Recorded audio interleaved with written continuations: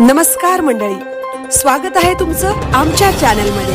आवाज महामुंबईचा, शोध बातमीचा, कौल मनाचा।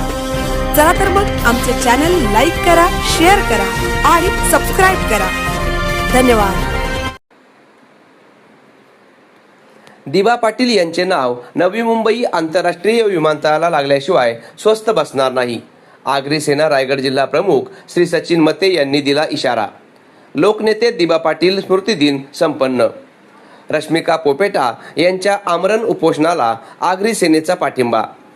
शेतकऱ्यांचे कैवारी 1984 शेतकरी आंदोलनाचे प्रमुख लोकनेते दिबा पाटील साहेब यांचा स्मृती दिन आज 24 जून रोजी संपन्न झाला।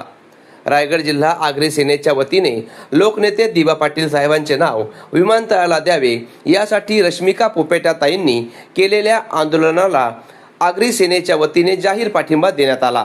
यावेळी रायगड जिल्हा आगरी सेना प्रमुख सचिन मते, आगरी सेना रायगड जिल्हा पत्रकार संघ प्रमुख मिलिंद खारपाटील आणि रायगड जिल्ह्यातील आगरी सेनेचे कार्यकर्ते मोठ्या संख्येने उपस्थित होते।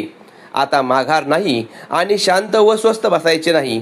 दिबा पाटील यांचेच नाव नवी मुंबई आंतरराष्ट्रीय विमानतळाला द्यावेच लागेल असा निर्धार व्यक्त करण्यात आला। यावेळी उपोषणाला पाठिंबा देण्यासाठी आणि दिबांचे नाव विमानतळाला देण्यासाठी स्थानिक शेतकरी, सामाजिक कार्यकर्ते मोठ्या संख्येने उपस्थित होते। आवाज महामुंबईचा चॅनलसाठी मिलिंद खारपाटील, पनवेल।